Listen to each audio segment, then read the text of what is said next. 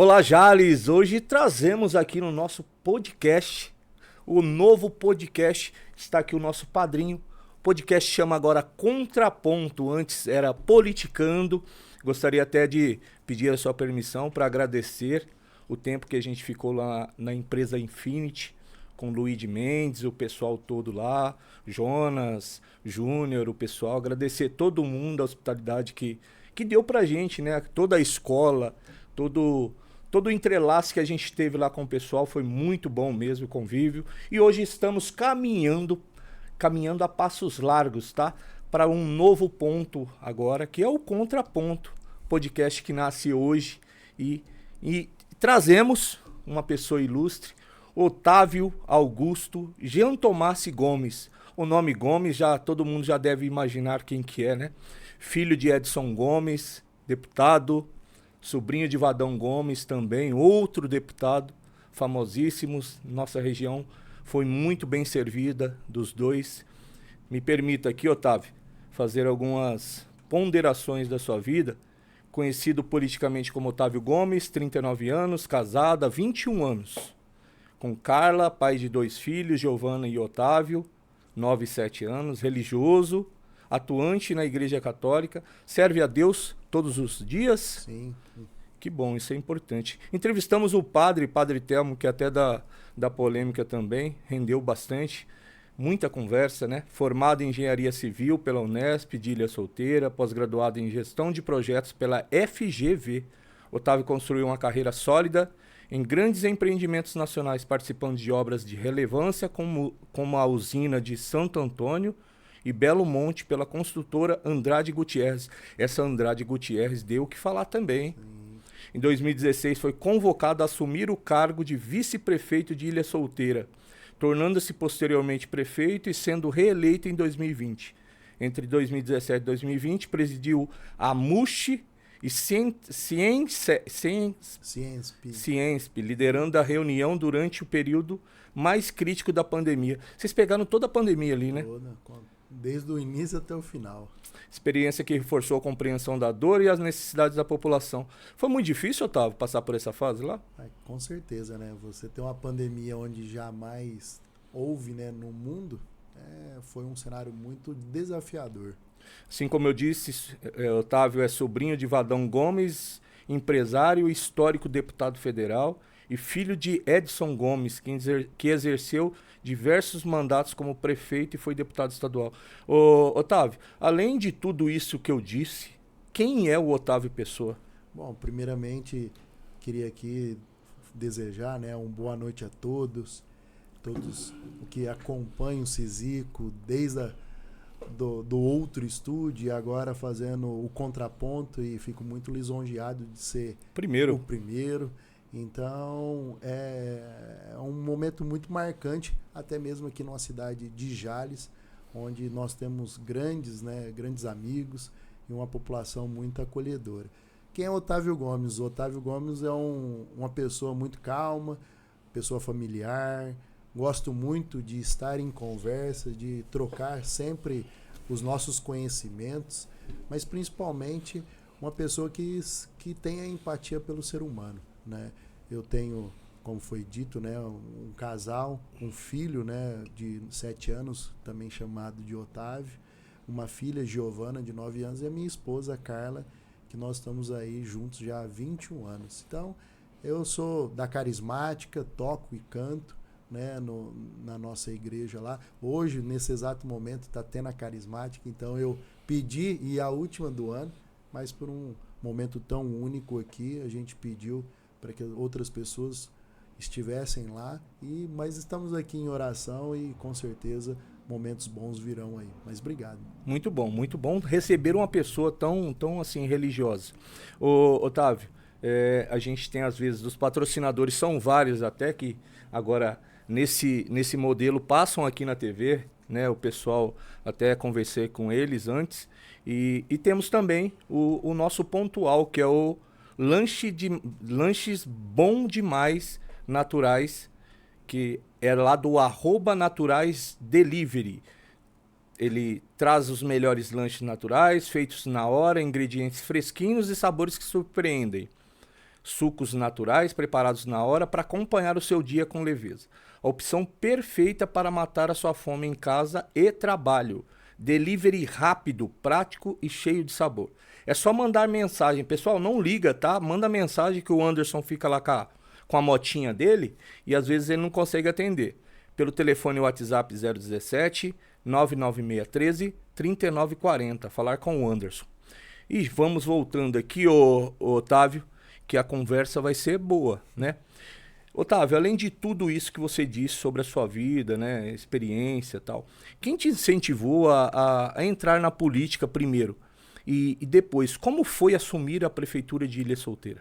Bom, a nossa família já tem uma tradição, né, dentro da política, mas teve um momento onde que eu estava trabalhando e numa dos momentos, né, que foi chegando a eleição de Ilha Solteira, tanto meu pai como meu tio, nós tivemos uma reunião e por questões familiares a gente decidiu, né, a gente assumir como vice-prefeito e meu pai na prefeitura. Então ali foi um pedido, né, foi uma ordem, na verdade, né? Uma ordem deles de estar de fato da família, um jovem, para estar começando a sua carreira política, e nisso a gente começa, né, em 2017 a administrar o município de Ilha Solteira, que como toda cidade tem seus desafios, todos os seus problemas, e nós fomos trabalhando cada dia, aprendendo cada dia também com os servidores públicos, com a população, ouvindo todos, né? E graças a Deus deu um resultado ótimo e no qual nós fomos reeleitos, né? Como você mesmo disse, né? Num Covid, onde as pessoas não tinham essa visão e qual o desafio seria dentro da saúde, dentro do seu dia a dia. E nós, como prefeitos, nós precisávamos, né, ser o espelho para a população, estar na linha de frente, correndo todos os riscos, comprando respiradores, máscara, as coisas mais simples para que as pessoas pudessem ter essa confiança e acreditar num bom trabalho. E depois veio a eleição, né, no qual nós fomos reeleitos. Então, eu falo que o desafio de ser homem público hoje, ele é muito grande. Tanto das pessoas que têm a informação muito rápida no celular e trazer essa confiabilidade. Então, administrar o órgão público com tanta burocracia, mas a gente com a juventude, com a gestão que trouxemos da rede privada, com o conhecimento familiar, com as portas abertas, né, tanto na esfera estadual como na federal. No caso, meu pai foi deputado estadual e meu tio foi deputado federal. Então isso, junto com os amigos que passaram ao longo da vida com eles, puderam, né, dar esse suporte para nós de administrarmos Ilha Solteira. E graças a Deus nós fomos aí bem, com muita bênção de Deus e de fato realizamos esse trabalho. Otávio, além disso, né, vocês pegaram a pandemia, mas assim, quando pega uma nova gestão, né, quando vocês encabeçaram o seu pai, no caso, a primeira eleição, e você de vice, vocês encontraram a prefeitura como de Ilha Solteira? Olha, graças a Deus, Ilha Solteira, por ter um bom orçamento e o grupo político, né, que de fato nos antecedeu era o mesmo, ele falar para você que deixou grandes fortunas, claro que não, mas pelo menos a conta no azul deixou redondinho. Deixou. Então, eu sempre falo, né, nós que somos cristãos, tem que ser justo, tem que ser César o que é de César. Então, nós pegamos e isso foi um grande diferencial para que até mesmo no Covid, né, a gente veio trazendo as contas positivas. Eu tenho todas as contas aprovadas, até o Ministério Público de Contas deu muitos pareceres favoráveis. E são poucos prefeitos, viu? São muito poucos prefeitos com contas aprovadas. E eu te digo, dos 8 anos eu não tenho uma ação civil pública, nenhum inquérito, então eu saio da vida pública com chancelado.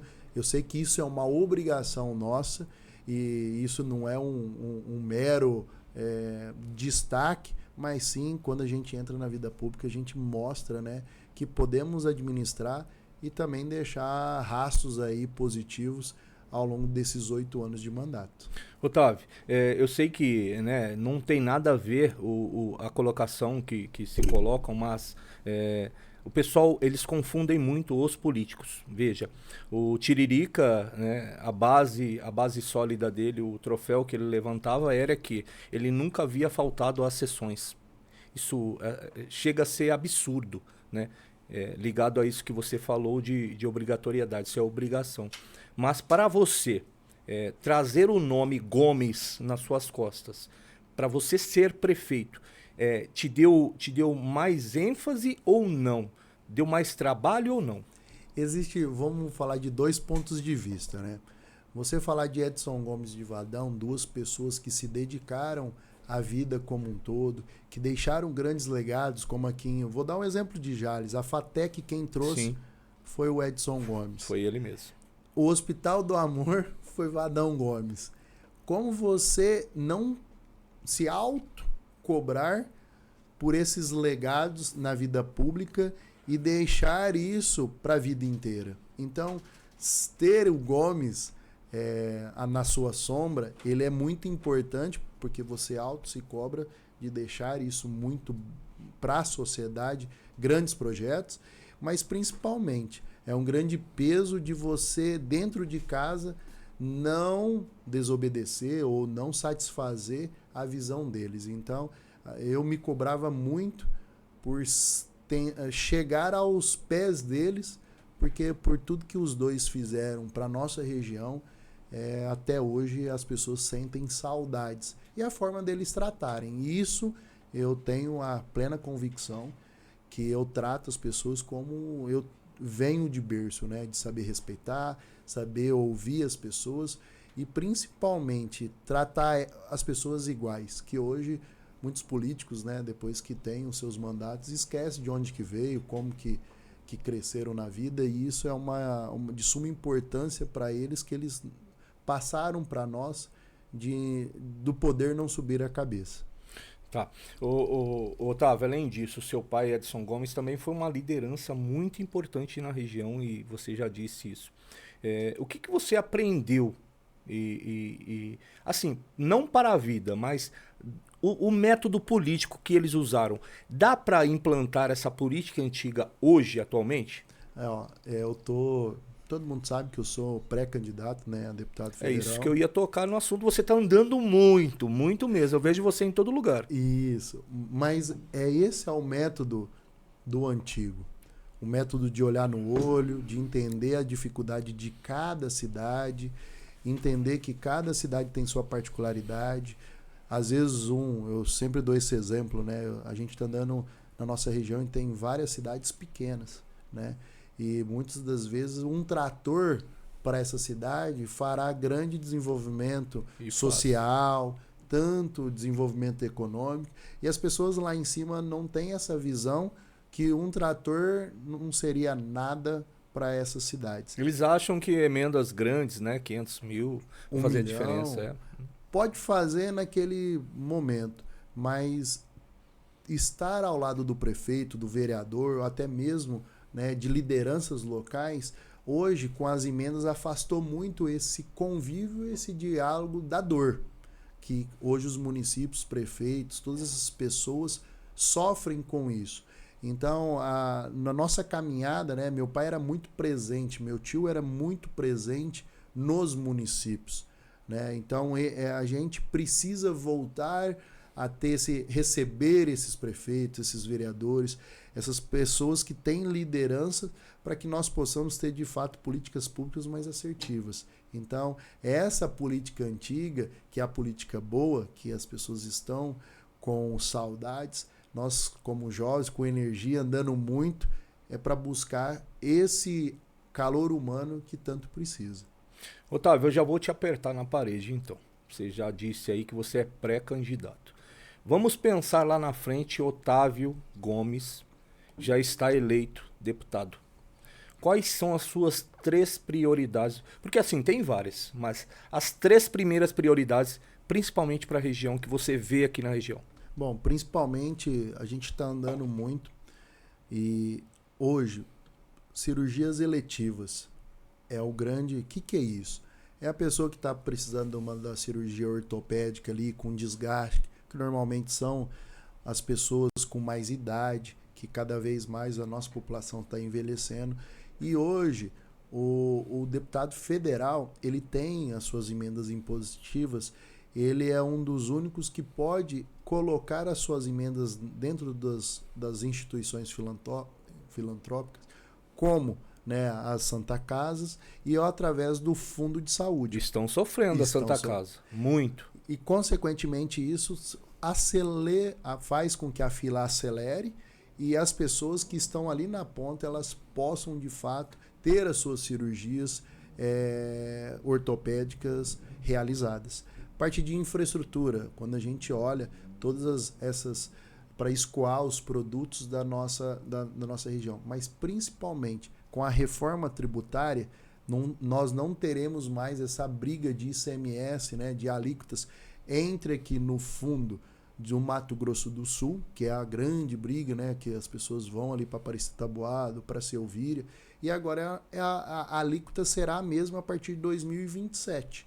Consequentemente, nós temos que mostrar que a nossa região, precisamos ter, junto com o FATEC, com as universidades, que pode profissionalizar e aperfeiçoar os conhecimentos da nossa região, para que essas empresas buscam melhores mão de obras e, consequentemente, maiores lucros. Por quê? Porque o estado de São Paulo é o maior mercado consumidor. E agora, essa nova tributação, ela sai, de fato, da origem e vai para o seu destino, que é onde vai ser tributado. Então, muitas empresas vão vir para o estado de São Paulo, porque é o maior mercado consumidor. Consequentemente, precisamos ter mais infraestrutura, desde educação, saúde, para receber essas pessoas. Otávio, você tocou num assunto bem importante, esse negócio de atrair empresas. Eu sei que na sua gestão, eu fiz até uma pesquisa, na sua gestão, você aumentou em 39% a quantidade de empresas na sua cidade. Não sei se você sabe desses dados, tá? Eu fiz esse levantamento. Mas, enfim, Ilha Solteira tomado como base, tá? Você como deputado federal, Otávio, o que você vai fazer para fomentar e ajudar essas cidades, principalmente aqui, que circunvizinham Jales, para que elas tenham mais empresas, que elas atraiam mais empresas. Veja, foi até debate na Câmara uma certa sessão, que foram até acalorados os vereadores, tal, falando sobre empresas que saíram de Jales. Tiveram empresas que perdemos para o Mato Grosso do Sul por conta disso, ICMS. Dá para mexer, dá para colocar o dedo, deputado Otávio, nessa história? Com agora, seria hipócrita eu falar que eu conseguiria mudar em relação a essa alíquota do ICMS. Mas com a reforma tributária, ela equiparia os dois ICMS, aí você muda a visão do empregado ou do empreendedor. Por quê? Porque o empreendedor lá no Mato Grosso do Sul, hoje, com o cenário que está, ele faturando 100 milhões, vou dar falar uns números, e lá ele tem uma alíquota de ICMS, um exemplo, a 5% abaixo que de São Paulo, naturalmente, sem ele fazer nenhum esforço, ele teria já uma economia de 5 milhões. Vai embora. Ele não faz esse cálculo. Mas a partir do momento que equiparou, ele vai olhar o quê? Mão de obra qualificada, que a gente chama de turnover, né? Com o quanto que essas pessoas elas ficam no emprego e tem a rotatividade. Então, você qualificando essas pessoas, mostrando que a infraestrutura, tanto da cidade como do seu escoamento, e você tendo um mercado seguro de compra, você mostra para o empreendedor que São Paulo existe isso. Como várias empresas têm o seu capital dentro de São Paulo, porque sabe que aqui é o seu maior mercado consumidor. Então, como deputado, você, além de mostrar e fazer com que o empregador olhe para a nossa região, a gente tem hidrovia, nós temos ferrovia, nós temos todo um trabalho de infraestrutura muito grande. E o agro, cada vez mais da nossa região, está aumentando. E a mão de obra daqui precisamos qualificar cada vez mais. A FATEC de Jales, Será que não há necessidade de a gente olhar outros cursos com outras demandas que o mercado Sempre falei isso. está de fato... a FATEC está indo para Ilha Solteira. Começa agora. Uma coisa muito simples. Partir de sistema, partir de programação. Antigamente existia isso. Hoje está em falta. Por quê? Porque antigamente as pessoas estavam bastante no mercado e estavam ficando desempregadas. A partir de não ter ofertado mais essa mão de obra, ao longo dos anos isso vai ter a escassez. É natural isso. Mas a gente tem que estar atento como os homens públicos, que se agora está precisando dessa mão de obra, por que não voltar? Então, ter essa visão e ter essa mente aberta, porque o mercado ele é muito dinâmico. E nós, homens públicos, precisamos fazer com que a burocracia, e aí entra o papel do deputado de mudar as legislações para que a gente possa destravar. E cada vez mais a gente tem que modernizar as nossas leis. E entra o papel do deputado federal aí. Otávio, a gente viu já, né, há alguns anos que a gente não tem representatividade nenhuma, tá? Ventilaram. Eu nunca falo, tem um pessoal que eles gostam de falar assim, ó, fulano de tal vai sair candidato a deputado. Eles até ligam e falam assim, olha, vamos fazer uma entrevista porque fulano, olha, eu vou sair candidato. Opa, peraí. Depois que você oficializar, a gente senta e faz o podcast. Vamos dar toda a ênfase porque a gente quer representatividade. A gente teve muito isso. E o nosso estado e principalmente a nossa região não tem mais isso. A gente não é mais acalorado. O nosso nome deixou de ser forte por conta de representatividade. O que você acha, no seu ponto de vista, que o Otávio mudaria com relação à representatividade? Olha, eu sempre digo assim, quem conhece a região sabe o quanto que nós já tivemos, como você mesmo disse, deputados da nossa região, que entende a dor e o que nós precisamos para nos desenvolver ou para que precisa ter investimento. O Otávio, ele de fato ele vem com uma visão que é a visão anterior.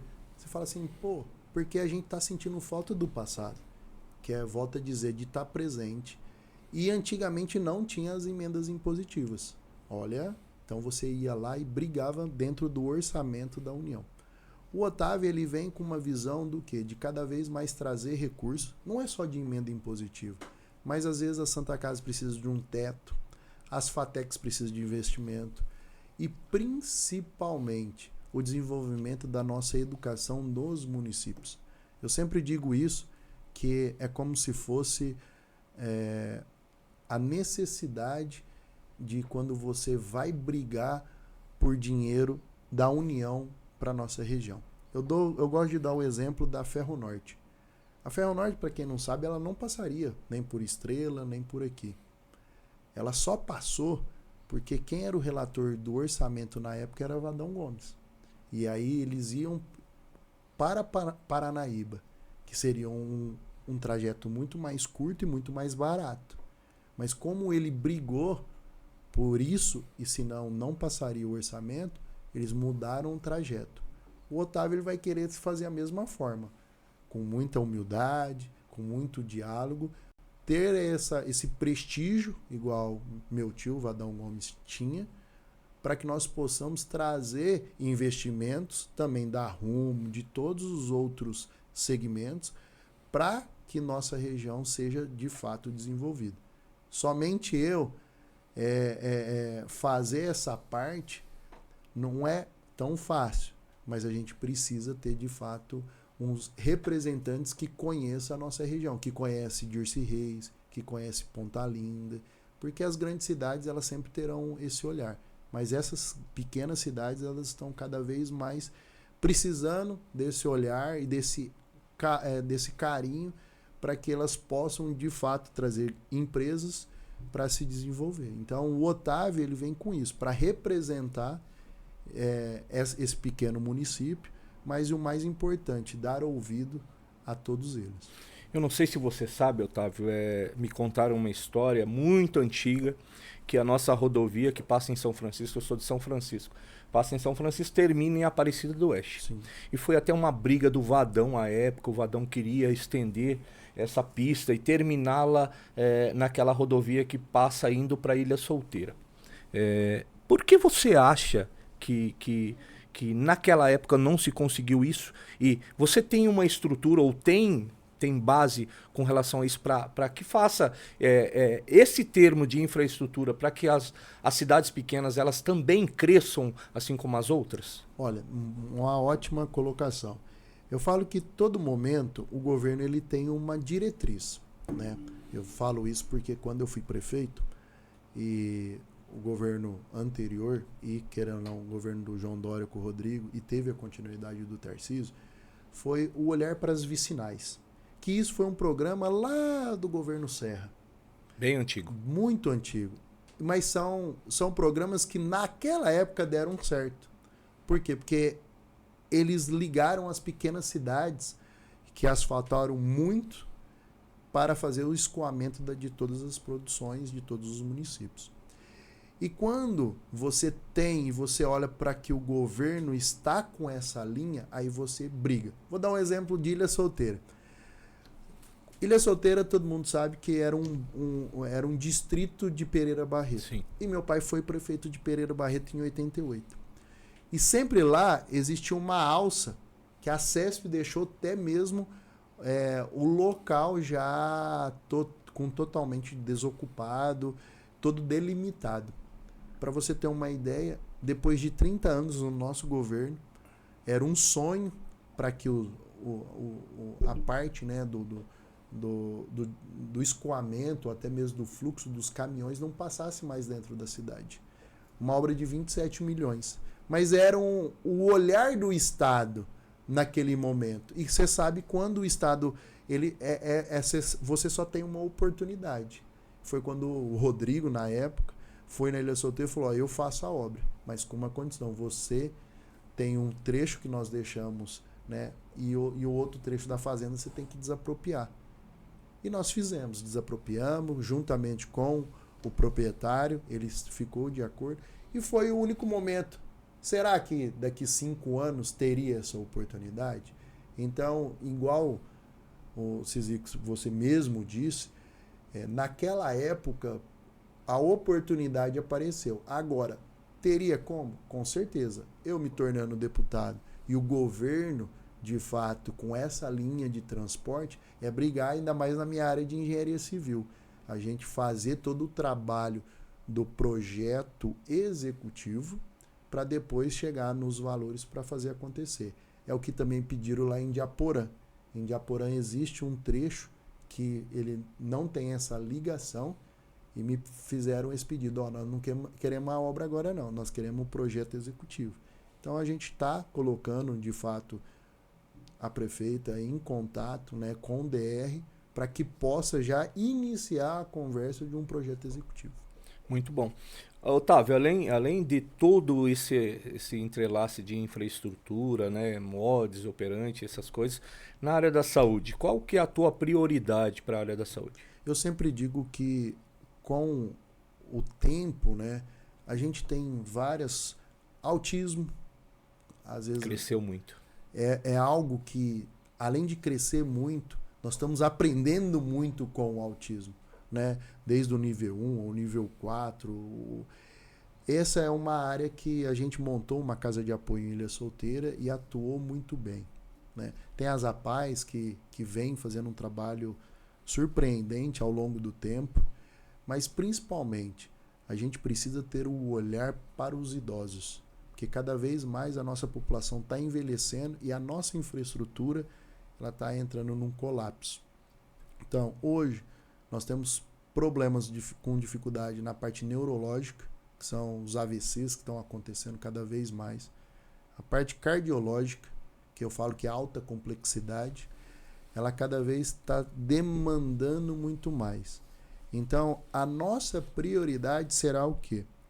Primeiro, ajudar a média complexidade, que são as Santa Casas, como Jales, Fernandópolis, Ilha Solteira, por base de subvenções. Você quer fazer isso daqui em terminologia de todo mês ajudar ou não? Fazer um acompanhamento assim? No caso, existem dois modelos, né? Primeiro, é ver a parte de teto deles, o teto de quanto eles recebem da União. Sim. Esse é o primeiro trabalho.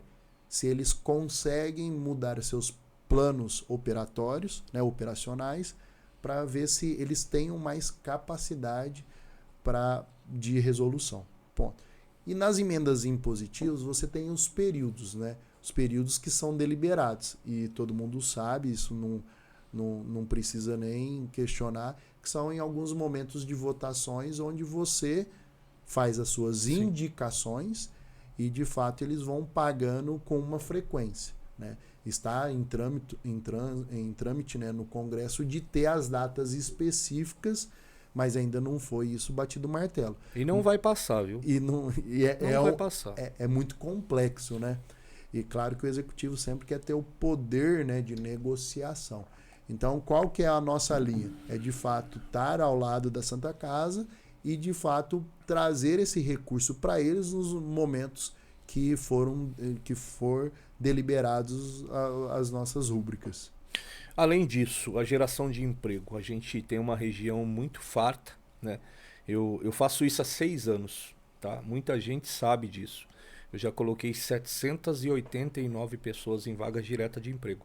Tenho 2 grupos de emprego com 1.900 pessoas ainda procurando emprego. Veja, eles reclamam que não há empregos, né?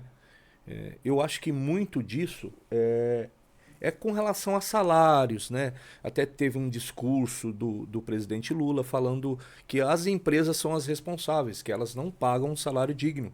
Se vocês pagassem o salário digno, teria funcionários. Mas a teu ver, Otávio, qual é a imprescindibilidade assim, de ter com relação à criação de empregos? Olha, eu acho que... Acho não, né?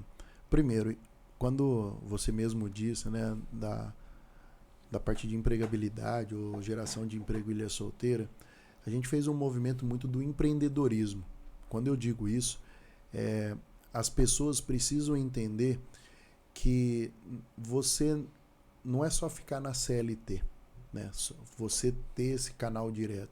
As pessoas precisam demonstrar, e não é fácil empreender no país com essa loucura, né? E espero que essa simplificação do tributo faça com que o empreendedorismo no Brasil ele avance, né? Eu morei nos Estados Unidos em 2004 a 2005, e depois retornei quando eu me formei e fiquei mais um ano. Lá, essa cultura empreendedora, e fiquei agora na China, eu cheguei da China faz uns 4 meses, o Kassab, né, o nosso líder, mandou lá. Você vê notoriamente o tanto que o empreendedorismo lá, ele já é uma cultura. E fazer com que o empregado versus o empreendedor sempre terá essa discussão entre o salário ou se o empresário está pagando bem. Mas a gente tem que também fazer uma reflexão de como que está a nossa qualidade de mão de obra. Porque todo mundo acha que está apto a ser contratado. Mas o dia a dia, ou até mesmo muitos precisam se qualificar para que o seu salário também seja contento. E a gente precisa trazer isso, que eu falo que na Ilha Solteira nós fizemos, mostrar que a nossa faculdade, que tem as universidades aqui no entorno, ela possa capacitar e mostrar, e tem os cursos técnicos, né, que estão muito no dia a dia, que melhore a nossa qualificação e mostre para o empregador que ele pode contratar essa mão de obra que ele certificou, né, que são o sistema AS, muito importante no nosso país. E fazer essa interlocução é importante para que nós possamos melhorar essa empregabilidade que hoje eu acredito muito que tem vagas e está precisando fazer com que o serviço, nós, né, homens públicos, mostramos que qualificando a gente melhorará essa procura de emprego e assertividade com o empregador. Otávio, muita gente reclama e fala mal das universidades, principalmente as públicas, né?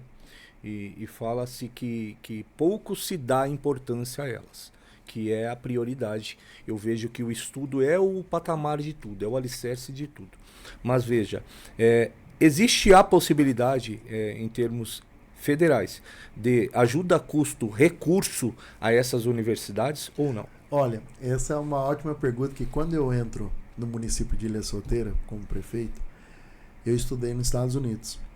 E lá é notório que as empresas, elas estão dentro das faculdades. Elas já pegam ali, né? E na verdade, assim, todo mundo tem falha de processo, de industrialização, ou de qualquer, no seu fluxo, dentro da sua, desde uma indústria até mesmo numa imobiliária ou algo assim. Mas eles estão inseridos juntamente dentro das faculdades. Por quê? Aonde você tem seu maior conhecimento? Dentro da faculdade. Mas no Brasil, a gente tem uma cultura de colocar a empresa dentro de órgão público vira a farra. E a gente tem que buscar o outro conceito e entra a nossa legislação. A gente precisa mostrar que a empresa, ela entrando dentro das faculdades públicas, ela pode custear todo o seu custo fixo e principalmente melhorar os seus processos para que a gente possa de fato mostrar que a nossa mão de obra ou a nossa universidade pública ela está melhorando o dia a dia. Porque o grande problema é que nós não estamos enxergando qual é o papel da universidade pública. Porque muitas das vezes eles estão só lá dando aula, formando, que é muita coisa, e pesquisando. Só que as pesquisas elas não são o quê? Demonstrado qual é o seu poder dentro da nossa economia. E aí a gente começa a menosprezar as nossas faculdades. Quando nós colocamos isso e entrelaça as empresas, eu falo isso que, olha, quando nós fizemos uma visita no Rio de Janeiro, na UFRJ, a Petrobras é uma empresa, uma das maiores do país, dentro da faculdade. E você olhava a dimensão. Nós fomos em Itajubá, que lá tem um grande programa que nós inserimos no município de Ilha Solteira, chama Ilha Admirável. Itajubá é uma faculdade federal e antigamente ela era particular. E hoje ela é uma das faculdades que tem maiores convênios, o nitrogênio verde. O governo alemão deve estar investindo lá, na nossa época eram uns 16 milhões. Você olhar o laboratório, era maravilhoso. Então a gente precisa mostrar que nós temos mão de obra, nós temos infraestrutura e capacidade. E mostrar o quanto que isso é importante para a nossa economia. Não somente da nossa região, mas também para o nosso país. Então, eu acho que nós temos essa visão errônea das nossas faculdades, tanto federal como estadual, e a gente precisa mudar essa legislação e construir artifícios para que o privado com o público ele se entrelace de uma forma justa e honesta. Você até deu passe agora sobre Rio de Janeiro e eu gostaria de saber sobre você, qual o seu ponto de vista. Vimos agora que tratam de chacina, mas é a mega operação, vou tratar como mega operação do Rio de Janeiro, tá? E vou citá-la nesse assunto porque eu quero saber de você. Ilha Solteira tinha um índice até alto com relação a furtos, né? Até porque tem a universidade, né? Teve muita notícia com relação a mortes, né? O que Ilha Solteira trouxe de bom assim que vocês investiram em segurança lá? Olha, Ilha Solteira é uma cidade de 26 mil habitantes e foi implantada a Guarda Municipal. E hoje é o grande que está aí, né, até nessa semana, é uma semana decisiva para o relatório se ela vira Polícia Municipal. E vai virar, viu? E vai virar. E aí eu começo a falar assim, Ilha Solteira, os índices, graças a Deus, antigamente, mas cada dia mais está aumentando. Isso a parte de droga, a parte de homicídios aumentou, porque é uma cidade que, por estar em divisa de estado do Mato Grosso do Sul, a parte veio muito. Mas a gente investiu em drones para fazer todo o monitoramento. A parte de ostensiva, né? Mas principalmente a gente investiu muito na parte educacional, que eu falo que a educação é chovendo molhado. Eu acho que isso muda, né? Muita coisa, né? Mas eu falo muito assim, eu falo porque antigamente o aluno não tinha medo do professor. Hoje o professor tem medo do Sim. aluno. E a gente tem que fazer de fato, e eu falo que quando a gente politiza a educação, você é da educação, você é esquerda. Você vai falar da parte de segurança, você é de direita. Hoje, tanto os Estados Unidos como a China, eu falo isso porque eu convivi, né, e eu vi, os dois investem em educação. E os dois são os maiores países desenvolvidos. Pode falar que a China está em desenvolvimento, não está não, já é desenvolvida há muito tempo. Há muito tempo. Então, quando a gente começa a politizar a educação no país, a gente está indo para um lado totalmente errado. E a gente precisa quebrar isso para a gente avançar, porque o Brasil, a gente precisa parar de falar de chacina, porque eu falo que quando você tem armamento, eu sou a favor do armamento, com pessoas treinadas, sim, com certeza. Lá na China, você vê o exército na rua, as pessoas respeitam, né, as forças armadas. Antigamente, quando chegava a polícia militar, todo mundo tinha medo, né? Hoje o povo empina a moto, tenta dar uma caçoada, faz vídeo. Então a gente precisa voltar um pouco no tempo na parte de respeito. Por isso que eu falo que a parte educacional ela precisa voltar com mais rigor. Lá nos Estados Unidos, você ficar 4 dias sem ir na escola e não mostrar a justificativa, a polícia vai na tua casa. Isso não quer dizer opressão, mas sim quer mostrar o quanto a educação é importante. No país aqui onde as crianças, às vezes, você nem precisa justificar, e quando o conselho tutelar vai fazer algum questionamento, é muito incisivo, a gente precisa dar, de fato, essa atenção. Então, na Ilha Solteira, volta a dizer, a gente não comprou arma, a gente não armou, a gente não fez nada. A gente, de fato, trabalhou numa base para que a gente pudesse, ao longo do tempo, melhorar esses índices. Me pediram para fazer uma pergunta para você com relação à agricultura familiar. Eles falaram o seguinte: a agricultura familiar é forte em todo o Noroeste Paulista. Que propostas o senhor tem para fortalecer e proteger esses produtores? Temos muitos produtores na região. Olha, por incrível que pareça, a agricultura familiar ela tem vários programas, como PAA, a entrega nos presídios, na merenda, mas a gente precisa de fato, e eu volto a dizer, comunicação é tudo. A gente fala, mas as pessoas, a gente precisa criar artifícios dentro da prefeitura para que possa fazer esse link da burocracia, para que eles possam olhar, porque eles sabem produzir. E eles precisam, se eles terem a garantia que eles terão seu produto de fato vendido, né, ou comprado, e fazer um planejamento, que eu falo muito assim, né? Eu tenho um caso emblemático na Ilha Solteira, que uma pessoa plantou aquela urucum. Rapaz, ganhou dinheiro. No outro ano todo mundo plantou urucum. Então ninguém ganhou dinheiro, porque você teve de fato uma demanda maior e pelo número de comprador você teve que abaixar. Então ter esse planejamento, fazer com que de fato os apoios que eu falo desde a Casa da Agricultura, mostrar e implementar e fazer essa conexão para que eles possam de fato vender o seu produto. Eu falo que na região aqui tem vários exemplos maravilhosos, desde o morango, desde a uva, que eles fizeram de uma forma o turismo da compra dos seus produtos e agregou valor. No caso da agricultura familiar, é dar apoio tanto com os agrônomos, as faculdades que possam fazer análise de solo para ver o que eles de fato possam plantar para ter seus rendimentos, a partir de equipamento que eles precisam sempre, ou trator, ou até mesmo algo simples que ele não tem. Lá no município de Ilha Solteira, eu sempre vou falar porque é a minha experiência lá. Lá tinha associação, eles tinham a UPA, que é a unidade de processamento, que ela está ainda parada por causa de uma burocracia, que seria para eles fazer doce, ter o selo de inspeção municipal.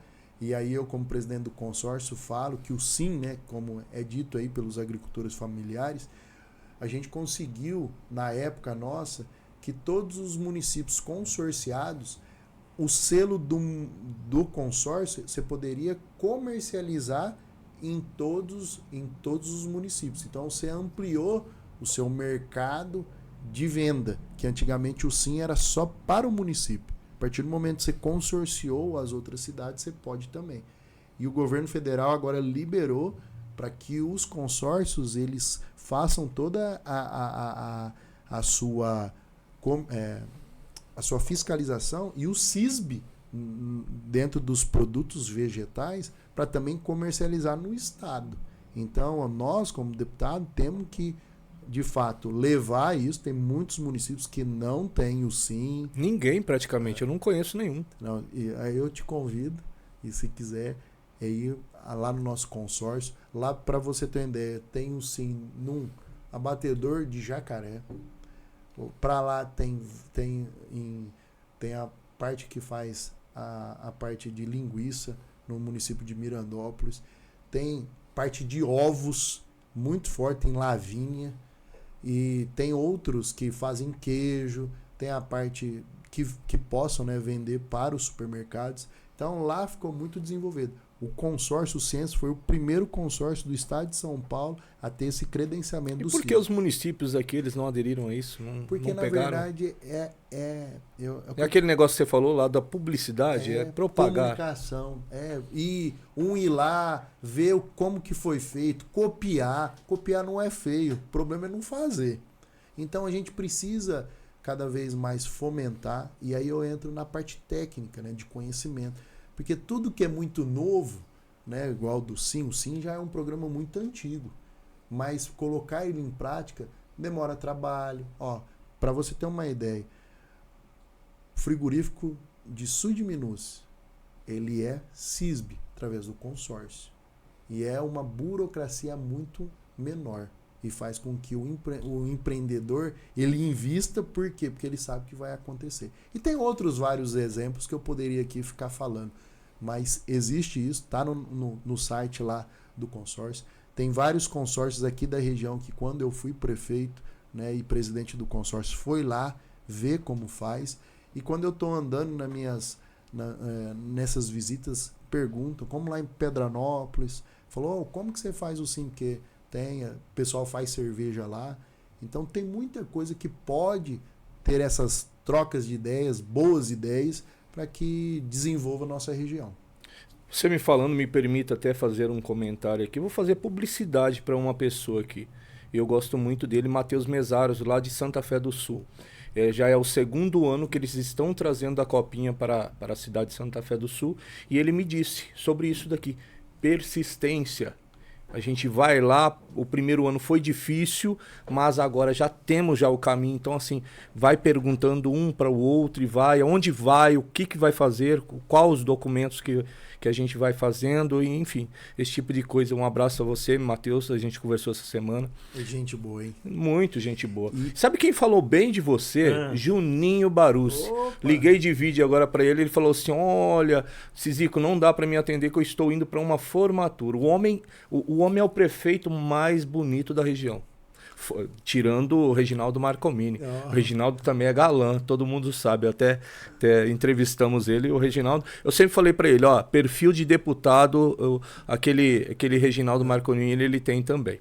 Assim como você, agora que eu estou te conhecendo, conheci Obrigado. Lá em Turmalina e agora recebendo o senhor aqui. Além disso, muita gente critica, né? E eles tocam muito nesse assunto de velha política. E eles acham que a velha política é errada. Você já demonstrou aqui em algumas falas suas que a política antiga tem algumas coisas boas, sim. Mas como que você lida com esse tipo de crítica? Quando te fala assim, olha, Otávio, você está querendo trazer esses nomes de volta aqui e é política antiga e a gente quer renovação. Como que você lida com isso? Olha, primeiro eu sempre falo que você tem que conhecer o caráter da pessoa. Quando fala de velha política, existem antigos. Vou falar, Mário Covas é da velha política. Olha o quanto ele fez. Ulisses também deu muito para o nosso país, como também tem vários outros nomes que não se deram tão bem. Quando eu falo da nova política, a nova política ela tem que ser muito mais que ao longo desse tempo a gente veio demonstrando. Todo mundo falava que política não se negociava. Todo mundo vota. Todo mundo tem a sua preferência.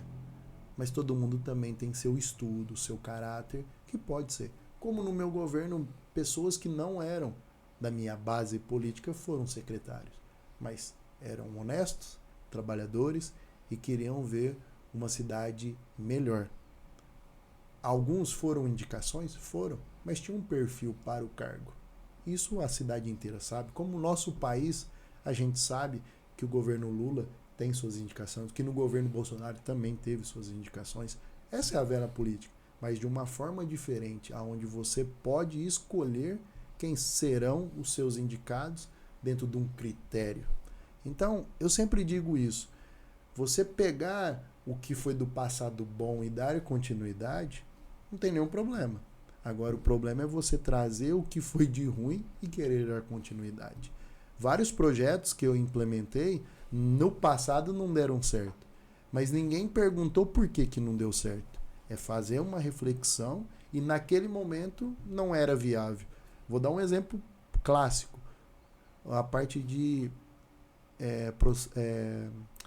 o reciclado do município. Antigamente dava-se o saco e não adiantou. Mas não adiantou por quê? Porque não criaram fluxo, não fizeram muita coisa. E no nosso governo a gente pegou o mesmo projeto e criamos sistemáticas para que isso pudesse acontecer. Santa Fé tem lixeira de 1 em 1 metro, não é? Isso. E lá, para quem olha, acha um absurdo. E por que não? Na Ilha Solteira, o caminhão de lixo passava todos os dias, na cidade inteira. E quando a gente foi fazer um dia sim, um dia não, um dia sim, um dia não, porque todos os municípios isso faziam, foi com muita dificuldade. Mas a gente mostrou que um dia sim, um dia não ainda dava. E você diminuía o seu custo em 50%. Somente numa mudança de cultura. Então, e ser transparente, mostrar para a sociedade que é possível. Às vezes você compra essa briga. E você tem que ter, de fato, uma convicção que você está no caminho certo. Então, quando eu digo isso, né, que o passado é trazer as boas referências. Como aqui, como eu disse, né, o podcast pegou. Mas algumas coisas você pode ter certeza que você trouxe do jornalismo antigo, a forma que deu certo. E vou trazer uma pergunta para você, a próxima também, viu? Que deu muito certo. Eu fiz essa pergunta para o Coronel Tadeu e vou fazê-la a você. Otávio, se as eleições fossem hoje, por que eu votaria no Otávio Gomes como deputado federal? Primeiro, eu sempre digo isso para todo mundo. Eu sou um jovem com muita energia e principalmente com uma experiência. E eu gosto muito de ser uma pessoa franca. Comigo é sim, sim, não é não. E é o que precisa ter hoje na política. Falar a verdade. A gente hoje, cada vez mais no nosso dia a dia, a gente quer empurrar as coisas. E às vezes falar a verdade dói. Mas no momento pode magoar. Mas lá na frente você pode ter a certeza que a verdade ela sempre prevalecerá. E, consequentemente, você estará mostrando se você está indo para o caminho certo, que são as minhas convicções e os meus valores. E aqui, quando eu falo de valores, eu não quero aqui falar se eu sou bolsonarista, se eu sou lulista. Eu vou falar do Otávio. O Otávio onde que eu sou, onde meus valores são intocáveis. E é isso que eu sou. Então, votar no Otávio, você vai votar na pessoa Otávio. Onde ele é um pai, onde ele é um cristão, onde ele é um estudioso e, principalmente, um cara que quer, de fato, se dedicar à vida pública para mostrar que o político pode melhorar. Porque a nossa classe política, ao longo dos anos, poucos mais destruíram isso e hoje a sociedade ela não quer mais promessa. Ela quer ver o seu comportamento e, principalmente, o que você está falando, se é verdade ou não. Então, votar no Otávio, você pode me seguir lá, @Otávio G. Gomes, você pode ver que eu sempre vou falar algo simples, coerente. E não vai titubear ou fazer sim, sim, não é não. Esse é o Otávio, que eu acho que é voltar ao passado, onde você estava sentado junto com seus familiares, onde o pai falava não, sim. Não era vamos ver, ó. Era dessa forma. E a gente precisa voltar. E voltar a ser franco, como na sociedade que hoje, cada vez mais, a gente está sem tomar decisões. Então o Otávio é esse. O Otávio é um menino novo, com características do passado, mas que quer mostrar que a classe política tem sim esperança em dias melhores. Muito bom. Otávio, eu gostaria de agradecê-lo novamente, tá? É um prazer imenso, imenso mesmo, de verdade. Dá pra ver que você é um menino do bem. Vou te chamar de menino porque Sim, eu tenho mais idade que você. Eu não vou divulgar a minha idade, tá, pessoal? Tem muita. Minha filha me chama de velho, então, né? Para que não estenda essa conversa a mais pessoas, não vou falar a minha idade, mas eu queria agradecê-lo de verdade. É um prazer muito grande de conhecer você. Saber da tua história. Eu fui um dos caras que cresci em berço PMDBista, mas eu vi muito de Vadão, vi muito de Edson Gomes, vi muito de Semeghini, enfim. E eu torço muito, muito mesmo, estou falando de coração, torço muito para que tenha a representatividade que esses deputados antigos que eram nossos realmente, que olhavam com olhares e visão privilegiada para as pequenas cidades, volte a ser como antes. Torço muito por você. Tomara que você consiga essa batalha aí que você tanto está procurando. Vejo você em todos os lugares. Então dá para ver que você pelo menos tem vontade. E agora, entrevistando você, deu para ver que você tem muita noção de muita coisa. Eu fui político também, então assim, alguma coisinha a gente sabe, tá?